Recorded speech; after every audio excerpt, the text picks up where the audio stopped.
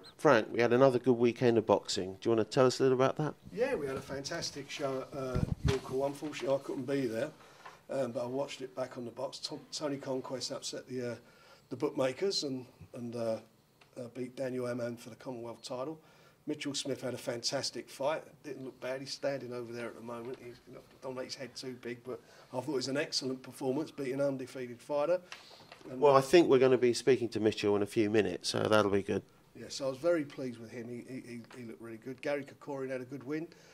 Chris Eubank Jr. made a debut on one of our promotions and fought Alistair Warren, who's no relation to me, but it's a good little win for him. Been out for a while.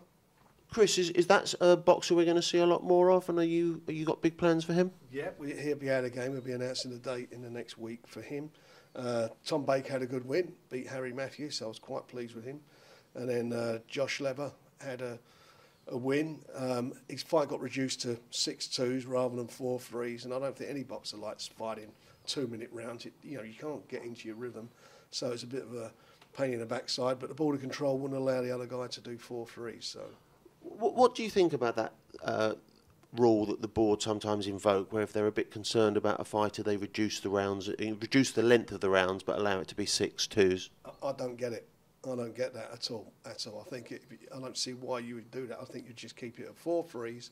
If you're not good enough to fight 4-3s, then you shouldn't be a professional fighter. End of story.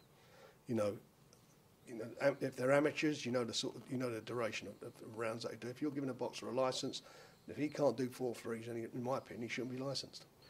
Yes, I mean, for those people watching this and don't really understand what we're talking about, what sometimes happens is a promoter will make a 4-3s or 6-3s contest, and the British Boxing Board of Control will respond by saying the fight can go ahead, but because they have concerns about the boxer, he can only fight 2-minute rounds. That's correct, yeah.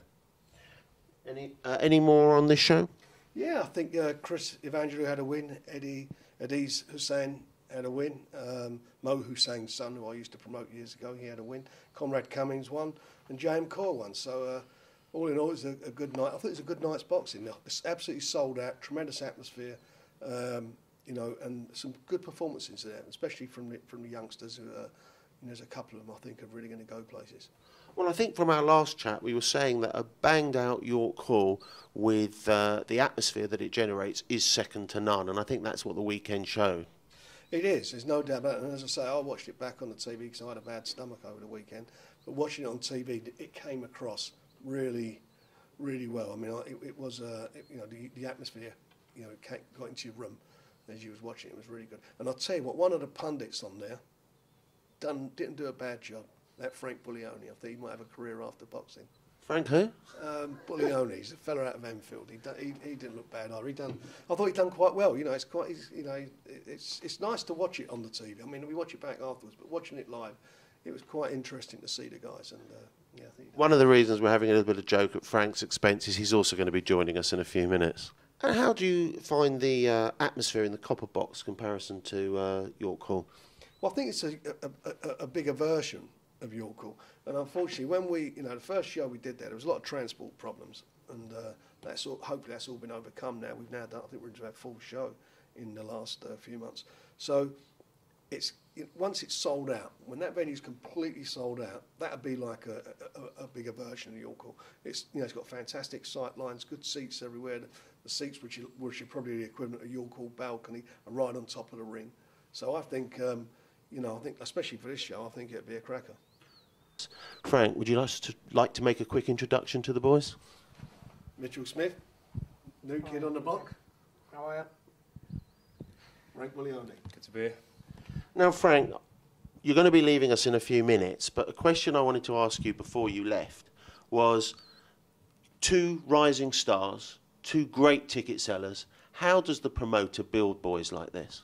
I mean, they're obviously different stages of their career, and you look at each fight and see what you feel who you're bringing for the next one. In Frank's case, I think his last two fights, I think he's come on in leaps and bounds. He's really seemed to have matured in a lot of ways in the ring, and I'm quite pleased the way that he's taken his time there. In the early days, eager to please his fans, because bring a lot of people along. They want to look the business on the night, want to look good in front of their fans. But he's managed to settle himself down now, pacing himself, picking his shots, and wearing the opponents down, and then superb finishes. I mean, when he gets a guy in trouble, they're in trouble, and so I'm pleased. And he's not far off of jumping up quite a level, and I'm sure by the end of the year he'll have some more titles and some more belts around his waist. And Mitchell? Well, you know, I've said for a long time, I think he's one of the best young fighters out there. Unfortunately, had a hand injury, kept him out of the ring for a little while, which is a bit of a pain for him and for the fans. But he can fight.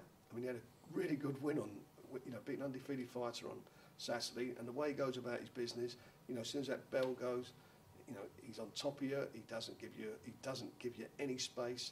Every punch he throws a hurtful punch, and he's going places. Providing, and the same goes for Frank. And I know, you know, Frank's got his head screwed on from that point of view. Providing everybody keeps focusing on what they have to do in the gym. You know, you don't run before you can walk.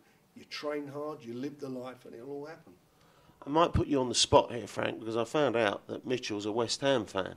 So I assume that if the Chisora Fury fight takes place, he may well be on that card. Yeah, I'm sure he will be. Well, both of them will be. You know, because if it's a London fight, they're London fighters, and they, you know, this is what it's all about. Is actually them being involved in big shows. I'm sure they get a big kick out of it, especially, you know, from Mitchell's point of view, being a West Ham fan. I'm sure he'd like to fight at their ground.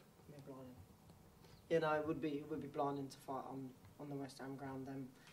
Been there recently quite a bit and getting my face around, and the fans are, you know, starting to warm to me. So no, I've done a good ticket for your call with the West Ham fans, and if I was to get on the Upton Park bill, I reckon I'd do a good ticket.